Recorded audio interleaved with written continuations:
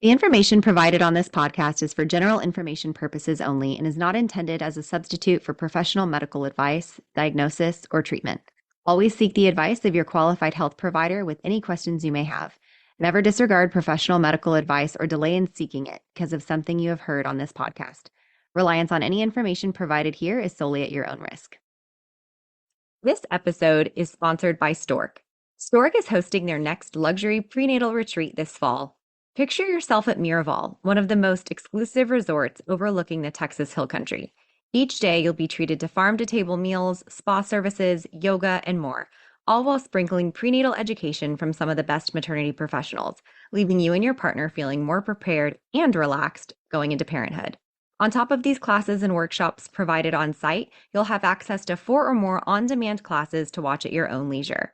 For more information on this priceless investment in your growing family, visit storkatx.com/retreat, also linked in the show notes. Space is limited, and don't forget to use code BIRTHBABY for $200 off. Doula Share is a free event happening in the Austin area on Saturday, October 21st from 11:30 to 2:30 at the Pflugerville Public Library. Come out and meet local doulas, check out their booths, and learn more about a variety of topics surrounding pregnancy. The first 50 people through the door will get a free swag bag. Be sure to register at the link in the show notes so we know you're coming. See you there.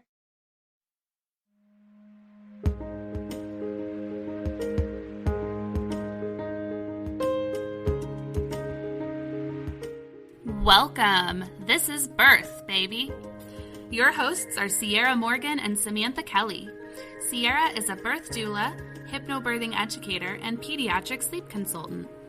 Samantha is a birth doula, childbirth educator, and lactation counselor.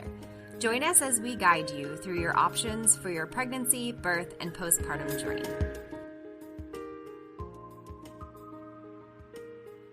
Today we're chatting with Katie Timms. Katie is an IBCLC and is here to give us some tips on choosing a breast pump and finding parts that fit. Katie lives near Dripping Springs with her husband and 2 daughters, enjoys family time, reading, and involvement in her church community. So with her trained expertise, personal breastfeeding experience, and passion for education, she offers customized and flexible lactation care for patients on their infant feeding journey. And we're so excited to have her here to help us understand everything about choosing a breast pump. Thank you for being here, Katie. Thank you so much. I'm so happy to be here today. So, a lot of people, I think, don't realize this, but lactation consultants don't just help with breastfeeding. They also help with pumping, right? Yes, I have a lot of moms that use pumps if they're exclusive pumpers or if they're mostly breastfeeding and they want to use a pump to help supplement or use a bottle from time to time. And I even have moms that will pump half the time and directly breastfeed half the time. So there's a wide range of how the pumps are used. And I'm really happy to help parents navigate how they want to feed their babies and how they want to use the pump. I think that was something I was kind of surprised and impressed with when we had our first client that we worked with together, Katie, because we had a family and she was really struggling with her baby's latch. He was super, super premature and he just was like, I'm not having it. I want the bottle. And so she was pumping a lot and she was still coming up with so many issues. People think that there's just issues when you're breastfeeding, but there can also be issues even if you're an exclusive pumper. So one of the biggest questions we get from parents, we get texts all the time that ask, do you know which pump I should choose? Because their insurance is asking them which one they want to order. So can you walk us through what types of pumps are available? Well, I know whenever I had my first baby over 8 years ago, there were only a few options. And now there are so many, it's almost difficult to keep up with all the new technology. And there are still some really tried and true pumps that I really, really love. There's the Medela and the Spectra S1 and S2 that plug into the wall. There's some benefits to having those pumps. And then there's obviously the downfalls of having those pumps in that they're not very mobile and you're kind of stationary when you're using them. But they have a really great motor. Then there are different types of hands-free pumps and so many different brands out there that are available now. So there's a hands-free pump that you can actually wear in your bra and you can walk around and you can kind of do chores, or you can be at work, you can be in a Zoom meeting and it's not even very noticeable. They're very quiet. And those pumps have their place in the lactation world too. There's a reason that they're invented and why they're so popular. The motor on them is not always as great, but I'm glad that they're there because it's made a lot of moms, especially back to work moms, be able to continue their breastfeeding journey. There's also just manual pumps where you actually use your hand to express. And I used to keep one of these in my car whenever I was breastfeeding because it's always there.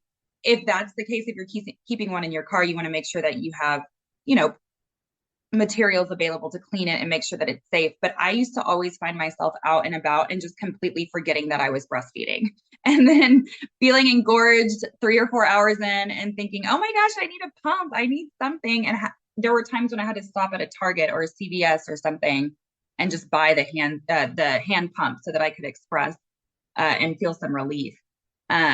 So yeah, there's all these different kinds, even some of the Spectra S1 and the Spectra S2. The difference between those. Yes, I'm so glad you're going to say that because I get that question a lot too. Yeah, one of them actually plugs into the wall and is stationary, and the other one has the option of being battery powered. I believe it's the S2 that is battery powered. S1. But it's the S1. Okay, good. Yeah. So the S1 has the option of being battery powered, and the S2 just plugs into the wall. So I would assume that the one that has the option of being battery powered is maybe a little bit more expensive, but that helps it, for travel and on the go and taking to work. So you don't have to be quite as stationary or just buy a outlet plug. I remember when I was nursing, it wasn't that long ago with my son. I stopped like 4.5 years ago or something. He is 5.5. And so sounds terrible, but I'm going to say it because other people might think it.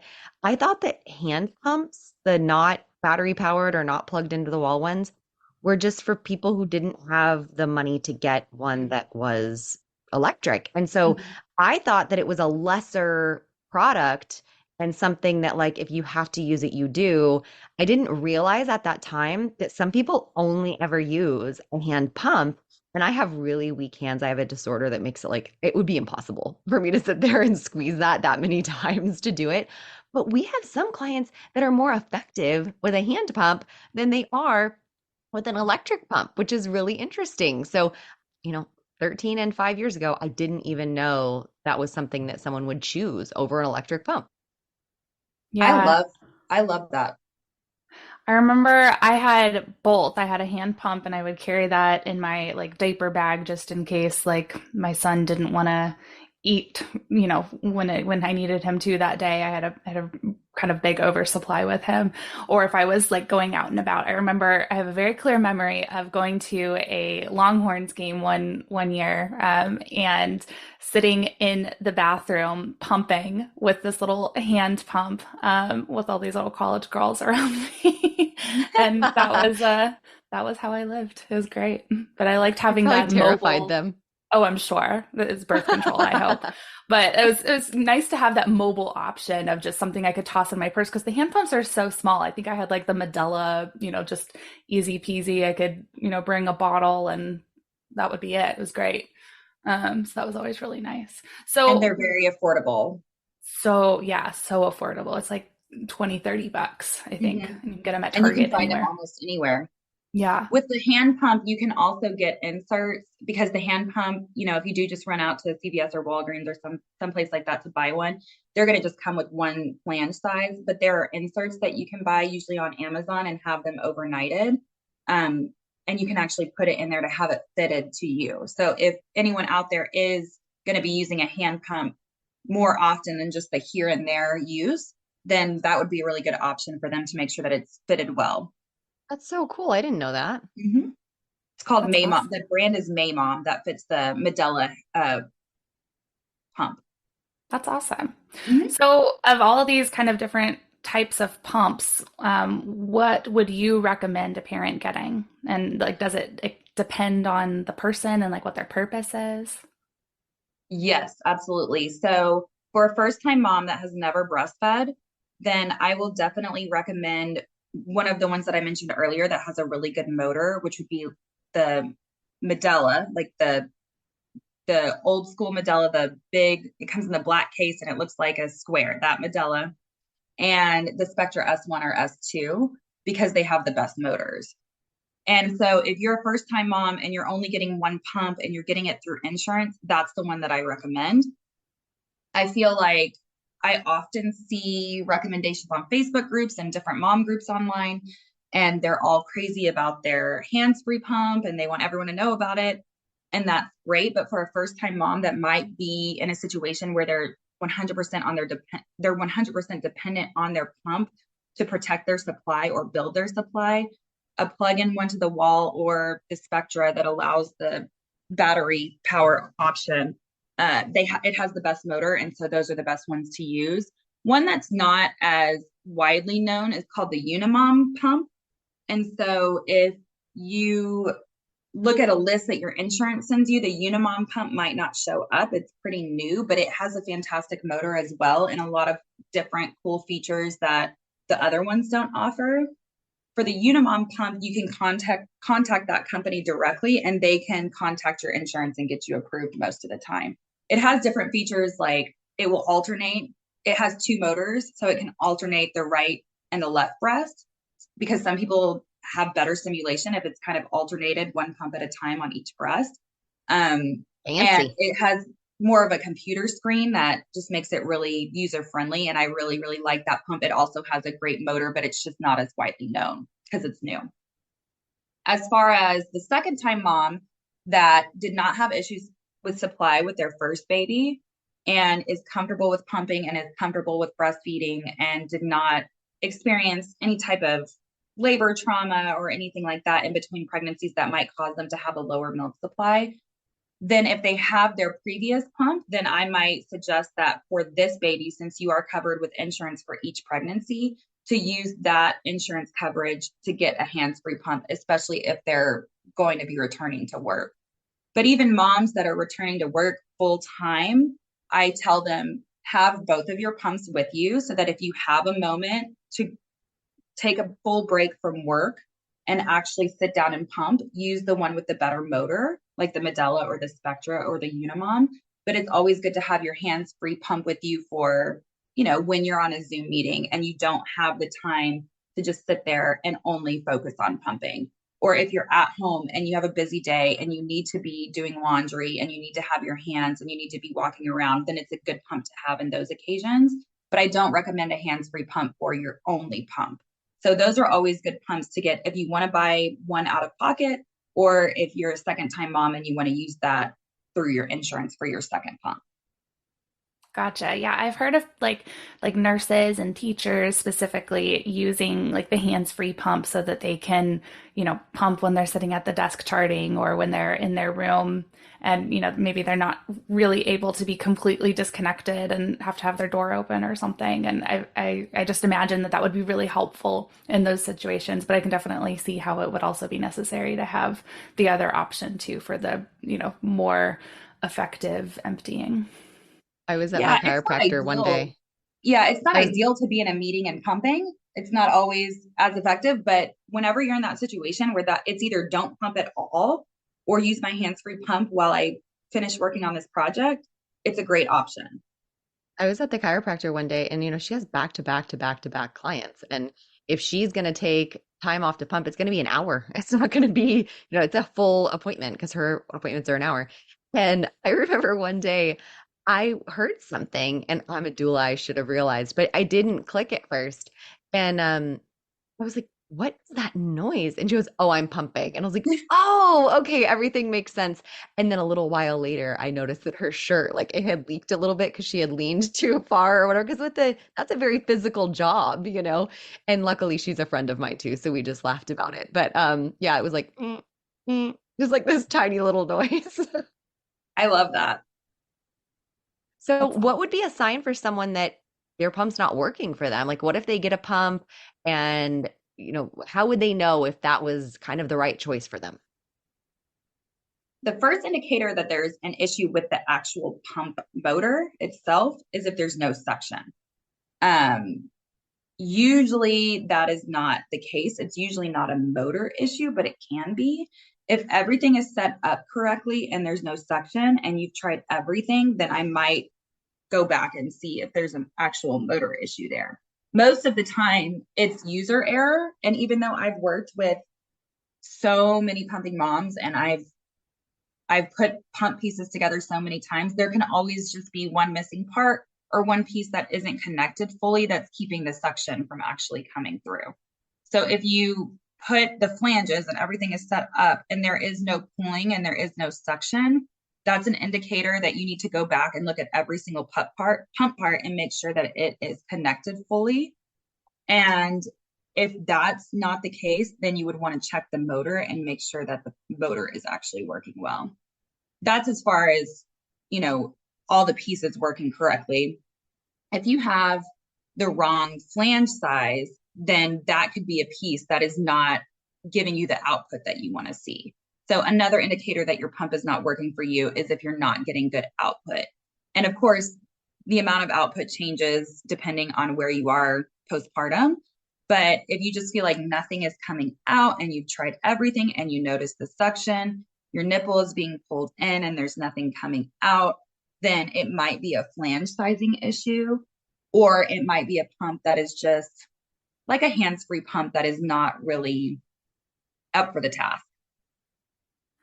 Okay, so what is a flange? You've said that a couple of times. What is a flange? How do you know what size flange you need?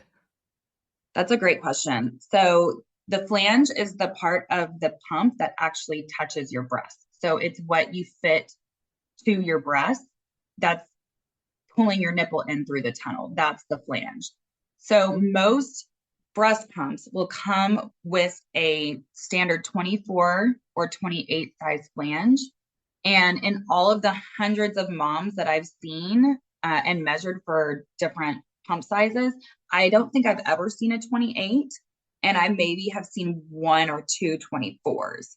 Most people are going to fall under the 15 millimeter to 19, maybe even 21 millimeter category, but I would say the majority of people I see are between a 15 and a 19, and some 21s. But I know whenever I had my kids, I had either the 24 or the 28, and I just used those. I didn't pump that much. I usually pumped once or maybe twice a day, and I just used what it came with. I didn't give it any thought.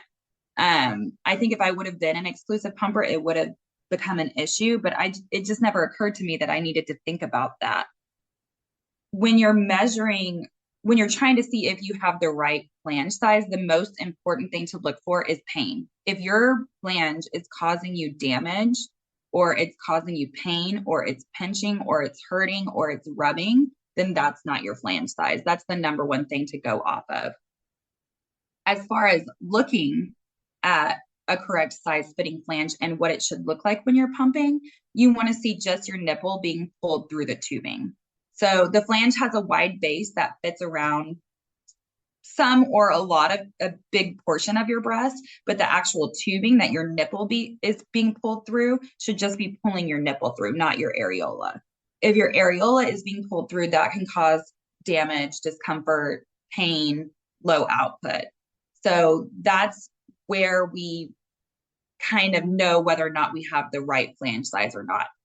As a starting point, we actually measure the nipple, the diameter of the nipple, and I use a ruler, but you can also just I use a nipple ruler. I have a little device that you can fit, and you might have seen these online or on Instagram that you can fit your nipple in the hole. I think it's sold by Lactation Hub, and you can measure that way. But you can also just use a regular tape measure and measure the diameter of, how many millimeters across is your nipple. And that's a starting point for flange fitting.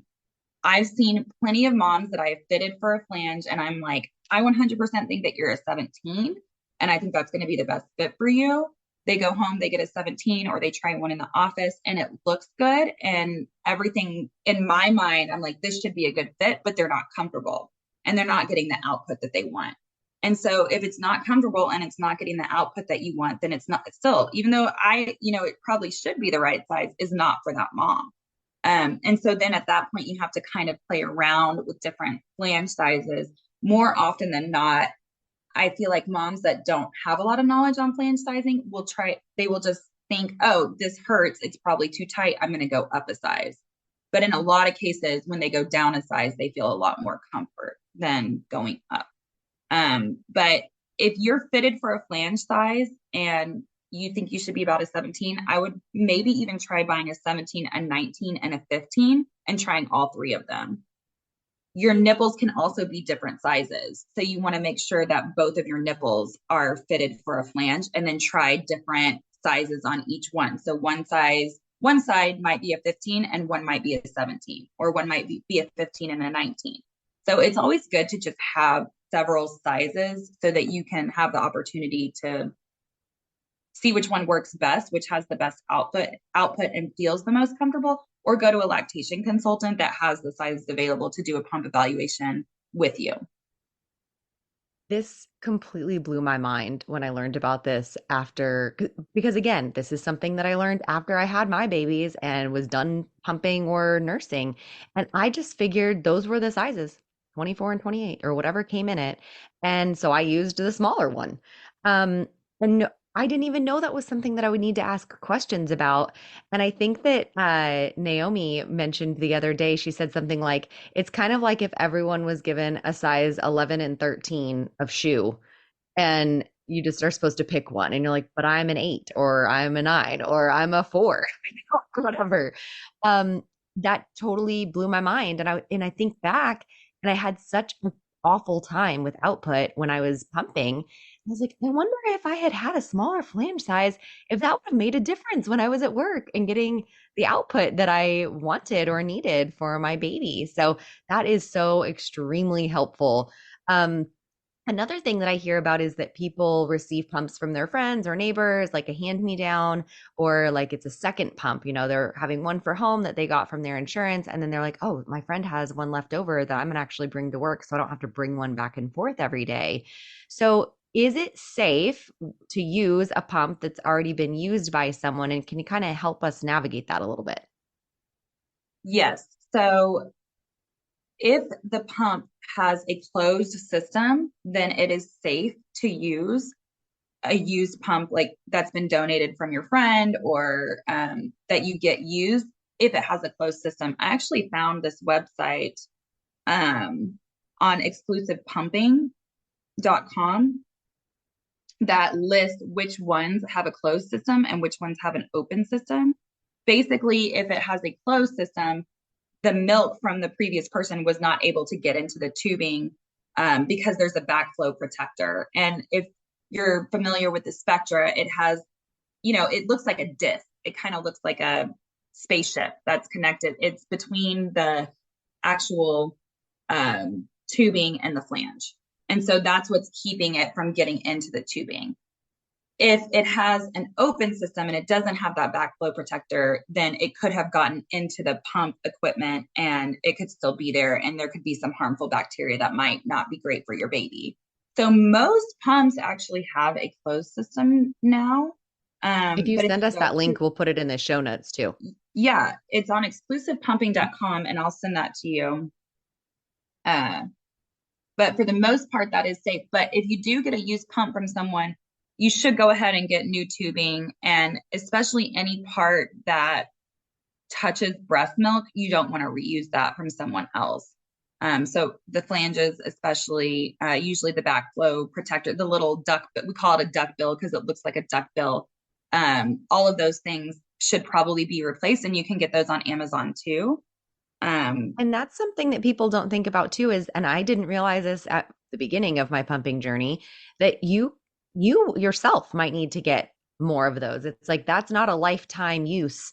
Some of those parts get loose, or some of them get liquid in them. Like, I remember every once in a while, my tubing would have little condensation in it, and I'm like, ugh, that's never going to dry out, So just because you have a set and it's great and everything fits doesn't mean that you're never going to have to buy another one, because even for, your personal use, you might need a second set. Exactly. So, what would you say is the biggest piece of advice that you have for parents who are pumping for whatever reason? I think sizing, like Sierra was saying, is something that a lot of people don't know much about and can kind of make or break your pumping journey. I did want to add on the sizing that when you give birth, especially if you're like me and I had a C-section, they pump you full of so many fluids that you're really swollen up all over your body. My nose was swollen up. I got home from having my first baby and I was walking around my house and told my husband, my feet are jiggling.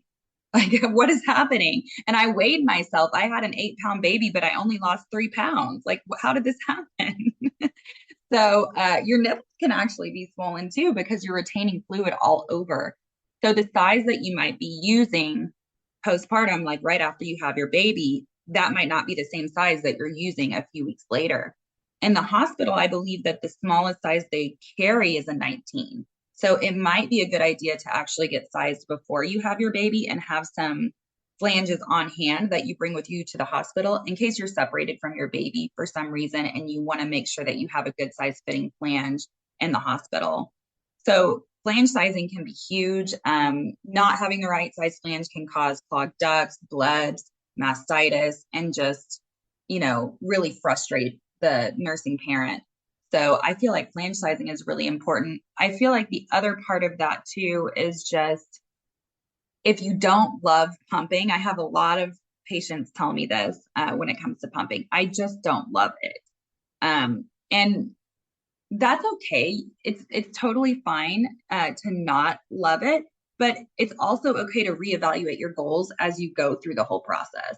So if you don't love pumping and directly breastfeeding your baby is just not an option for whatever reason, I just hate the mom guilt. And if there's always different plans. You can visit a lactation consultant and you can get to a point where you're like, you know what? I feel like I can do 4 pumps a day. And that's where I'm at with my mental health and with everything that's going on with my family right now and taking care of a baby and possibly other children. I can do 4 pumps a day. That's what I can do. I just encourage all parents to just do that. Reevaluate your goals as you go along. Try pumping out. If it is something that you don't love or you're just not really that comfortable with, there's always different options in how you use pumping in your breastfeeding journey. And as far as people that are exclusively breastfeeding that don't love pumping, I feel like they see so many things on social media and there's so much technology and marketing out there that when they're not pumping and they're exclusively breastfeeding, they feel that they should be doing some type of additional pumping, although their baby is getting everything that they need from them. And I tell moms, like, you're doing a great job. Your baby is getting everything they need from you 100%. So you are at a full supply. If you are breastfeeding your baby 24 hours a day and they're growing and they're healthy, and then you're pumping on top of that, you're putting yourself into oversupply. So there's just a lot of information out there that kind of make moms feel like they should have a huge deep freezer stash of stored milk on hand all the time. And so they're breastfeeding, pumping, breastfeeding, pumping, breastfeeding, pumping.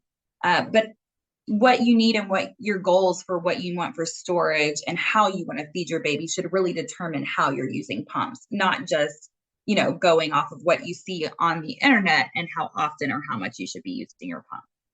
I feel that so hard. And I think that this is so important to say, and so glad you mentioned that because it kind of pinged my brain to say this. It can become an obsession. So like my mental health postpartum, I already had some postpartum anxiety and I didn't even recognize that until I became a birth worker. But I was so obsessed with my stash in the freezer. Like it became a numbers game. I was always comparing how many ounces I got this pump to the next pump. And I had like a system where I had them stacked and dated and I had them ordered a certain way. And anybody who knows me knows this is like, they're like, oh, this isn't surprising at all. And I just had to have everything. I had like a sheet I wrote down on how many ounces I had. I ended up being able to donate a lot, which was great to somebody who needed it. But I didn't need to do all of that. I stressed myself out so much. And I also had at the same time an aversion to pumping. It made me nauseous every time I hooked up to a pump. I got this like ugh feeling in my stomach, and I still would do it just to obsessively add to those numbers in the freezer. And that is not mentally healthy. So finding a balance that works for your family is really, really important. Absolutely. And just like with all technology, it's great. It's so useful. I'm so happy that we have pumps, but there's also the downsides to having the technology. Like parents that are a little bit more type A and are pumping, they're trying to do a combination of direct breastfeeding and pumping. They become obsessed with the numbers, like you were saying, Sierra. And they're like, I know that if I pump and I get 4 ounces, I can see it and then I can see my baby taking it. But when they're at the breast, I don't know if they're getting 4 ounces every time. And so sometimes it can be kind of difficult for moms that are doing a combination to trust their body and to trust their baby that they are getting what they need direct breastfeeding. So that's just something for pumping moms to keep in mind, that as long as your baby is healthy and growing and all signs point to them being satisfied, then they are more than likely getting what they need from you directly. Yeah, being a parent is so hard, and being a breastfeeding parent is doubly hard, triply hard. So yeah, I mean, this has all just been so helpful. So if someone was looking to connect with you for support through their lactation journey, tell us how we can find you. You can go to www.milkdiva.com and you can book an appointment with me or any of our other fantastic lactation consultants right there on our website. We also have a fantastic office administrator that if you call the number on our website, she'll be happy to help you navigate through the whole booking process, and she's wonderful. So that's how you can reach me. Awesome. And we'll put all their socials in the show notes too. Yes. Yep. We have thank you so much. Yeah, we have a wonderful Instagram and podcast as well. So yes, and we'll link that too. Guys. Yeah. Thank you. We appreciate your time. Thank you so much. Bye. Thank you for joining us on Birth, Baby. Thanks again to Longing for Orpheus for our music. You can look him up on Spotify. Remember to leave a review, share, and follow wherever you get your podcasts. See you next week.